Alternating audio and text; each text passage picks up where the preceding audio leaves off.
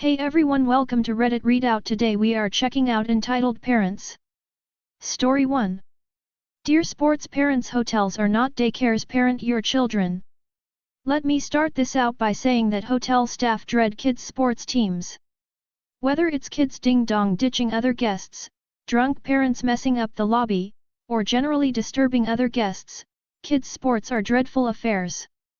Kids are there to have fun. Parents are there to live vicariously through their children. Over my 6 years working in this industry, I've got my share of stories to tell, but one sticks out like a sore thumb. A bit over a year ago, I found myself calling the police to have a team, possibly drunk, middle school girls and their absolutely plastered parents removed from my hotel. I've worked the graveyard shift at a smallish hotel for the last 4 years. I love it. It's a do whatever you want as long as you get your job done job. I essentially get paid to sit on my ass playing video games most of the night. During my shift, I am the only staff member on the premises. While I'm good in a crisis, I'm not an imposing figure. I'm a barely over 5 feet 1 inch, fat, pale as a sheet, baby-faced 26-year woman. My hotel has a 2 strikes you're out policy when it comes to noise complaints. Doesn't matter who you are or what you're doing, I've kicked guests out for fucking too loudly. If we get 2 noise complaints about you, you're out. If you refuse to leave, I will call the police to remove you. We also have a 10 p.m. curfew for children. They can't be outside of their room without a parent. On the night in question, we were hosting several middle school girls' hockey teams for a tournament. While the most of the kids were in bed, there was a group of girls who were wandering the first floor lobby area. When I told them they needed to be in their rooms, they pointed to a group of adults drinking in the lobby and said they were their parents. I went back to my work and thought nothing of it. A little while later, I was on my way to deliver something to a guest when the girls joined me in the elevator, chatting loudly. When I warned them about our noise complaint policy, they just laughed at me. I knew I would be kicking them out when I saw one of them waving to the security camera while I was in the back office. A little while and one noise complaint after that, the girls walk through the lobby with one of their dads and I warn him that I'd have to kick them out if I got another noise complaint. I'd be kicking them out. He laughs. Their parents in the lobby tell me they have no idea who those girls were. One of them. Story 2. Issue with mother. Mommy issues long post. I am embarrassed to post this as I am 30-year-old with mommy issues and can't discuss it anywhere, but I just need to share it somewhere. I am 30F and I feel like I am always still trying to seek validation from my mother. She was always emotionally abusive and sometimes physical as well, hitting, pinching, scratching, etc. when I acted out during my teenage years. She sometimes behaves like the best mom and grandmother and then suddenly she gives me silent treatment with some passive-aggressive. Story 3. My entitled parents and grandma tried to lure me back with a lie. Welcome to the newest edition of Bull I get to experience after finally escaping my father on January 1st. I've posted in different subs regarding different issues on this. To summarize what's going on January 1st of this year, my dad had a bipolar meltdown and kicked everyone out. After doing so, he realized he was going to die alone and desperately tried to pull everyone back, but my older sibling, 22, and me, 20F, remain free. I'm NC with my dad, my older sibling is LC. So when I first moved out, I had tried to get on my own health insurance through my job, but they wouldn't let me since I was still on my father's health insurance. He refused to remove me, since he was convinced that I would come crawling back. A few weeks ago, I had a pretty nasty accident. I passed out in the bathroom for unknown reasons, and wound up concussing myself. I had to go to the hospital, where my mom told me I no longer had health insurance, and that I was removed about a month ago. I was panicked, but the sort of panic where you're so panicked you're calm. I've been mostly chilling, since the hospital said they'd help set me up with some insurance, and they're actually doing good working with me. However, I just got told something interesting by my little sister, 17F, who is still unfortunately stuck in that house, they lied. She overheard my grandma coming up with this grand plan to make me come back, how I would beg them for help and they would so graciously reveal they never removed me at all, like some kind of act to make them look like loving saints. I don't even know. But yet, she told them I wouldn't dare to bite the hand that feed me after that, but now I know I have insurance and my sister sent me a pic of the health insurance card. Edit, I just discovered my dad has a Reddit, and he's just as much as an a-shole on here as in real life. I won't drop it for now, but I'm gonna start being hella vague in future posts. Story 4. Entitled Mother Hates Having No Control Over My Hair. Fresh one from 30 minutes ago. This got a bit under my skin. I've explained this as recent post about my mother controlling my hair for year, and recently I've grown backbone and I don't let her influence or touch my hair anymore. For a while I've been having cornrows for months now for my hair journey. Learning how to take care of it, nurture it, and fully understand my black hair. Backstory done. I'm playing with friends online, my mother is in the kitchen on her phone and looking at me occasionally. I noticed her looking at me, then this conversation happened. Mom, when are you getting your hair done?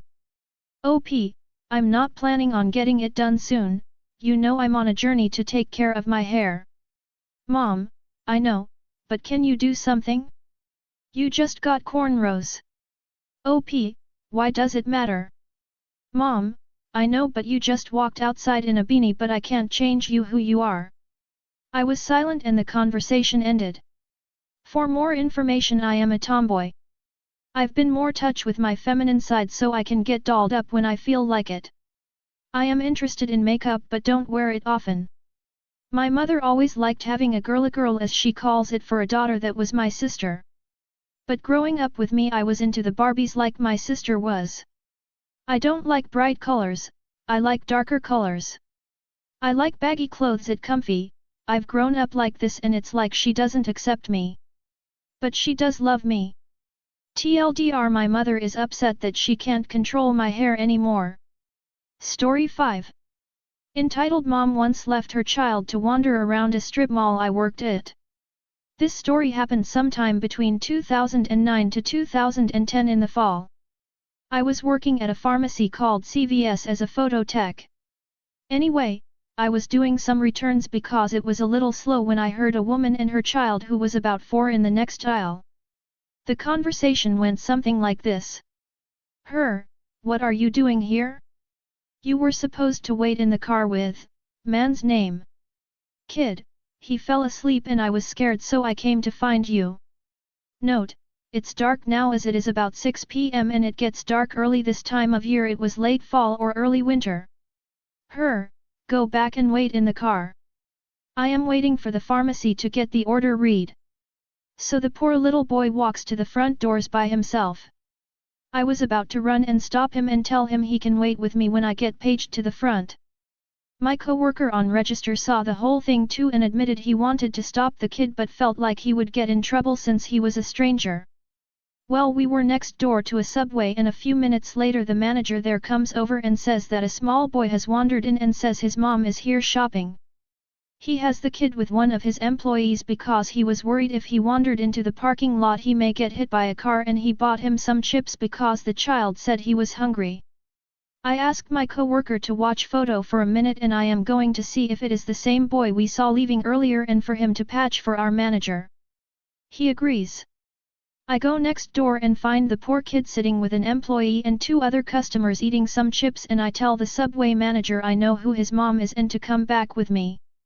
I didn't want him to overhear me talking about his mom, but once we get back to CVS I tell him about the conversation I heard with him and his mom earlier and he was appalled. The little boy had not said his mom told him to walk back to the car by himself, only that his mom was next door shopping. He thought he had just wandered away from his mom as kids sometimes do. By now my manager is at the front of the store and asks the Subway manager if he got a name of a parent, and the Subway manager says no, so my manager just gets on the intercom and says, if there is a woman here with a son about 3 to 4 years old, please come to the front. So the or was she a neglectful mom comes up front, and I whisper to my manager, that's his mom. She cops an attitude and asks what we want. I noticed she already had her prescription order and was shopping for cosmetics at this point. The subway manager explains her son wandered into the subway next door but that he was safe and was sitting with one of his employees. She scoffed and said something like, "I told him to wait in the car with, male's name again. My manager, I overheard that your husband fell asleep and wasn't watching his son. Maybe your son should stay with you? It's very dark in the parking lot right now and he could have been hit by a car." The subway manager, "He can stay with us about 10 more minutes but then my employee is going to go home and I can't watch your son. I don't mind that he got a bag of chips on us. She paid for it for him but please don't let it happen again. He could have been hit by a car." She snaps at them that the man in the car is not her husband nor his father and how she is a single mother and was trying to get her boyfriend's medication and this is no way to treat a customer and she is going to call corporate. She starts using racial slurs and profanities till my manager gets fed up. "My manager, put down your basket and take your prescription that is paid for. Go next door and get your son and then you have two options, go home or bring him in here and keep an eye on him. If you don't I am going to call the police and report you for neglect and have CPS on you. I am a parent with 3 kids myself and what you did was dangerous and stupid. He could have been hit by a car or abducted. You should be grateful this manager was nice enough to have an employee watch him and she was nice enough to buy him a snack. I would have called the police." She complained about how she was never coming back and he told her good and if she did she better have her son with her or she was calling the police. She did as she was told and the subway manager escorted her back to his subway and politely walked her back to her car where her boyfriend was dead asleep. He heard them arguing as she got her son the car seat and drove them home. He came back to speak with me and my manager and told us about the scenario and that he regretted not getting her plate number because now he was worried about the kid and thanked my manager for putting her in her place. Story 6. Brother come backs home after college and forced to pay rent. My older brother, 20M, came back home from college to live with my family in our apartment. My dad and mom said that they will be fine with him coming back and my dad even helped him find a job. But the second they came back home he was forced to pay rent for my parents instead because if you want to live here again you have to pay rent. Every month he has to pay $1,000 plus just so he would allowed to stay in the apartment. My parents don't even treat him well as they always find a way to be mad at him, especially my dad. This causes my older brother to always leave the apartment to hang out with his friends or girlfriend. I worry for his mental health and I worry that my parents are taking advantage of him. He did get the job but that is the only positive. He decided to take college online. But because of the constant bickering from my mom he can never focus. I want to help him but I don't know how to. My parents haven't acted like this before and it truly breaks my heart to have to see this happen to my brother. I hope he can move one day so that he can have a little more peace and quiet. Edit. I'm planning to tell my brother to attempt to move in with one of his friends when he comes back home. Hopefully he can agree. I'll update soon. That's all for today. Please don't forget to like and subscribe.